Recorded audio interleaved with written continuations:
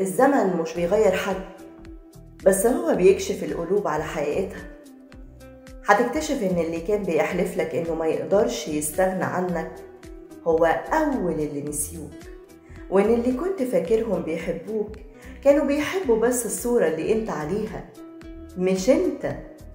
كانوا بيحبوا الحاجات اللي كنت بتديها لهم وبس، مش اكتر.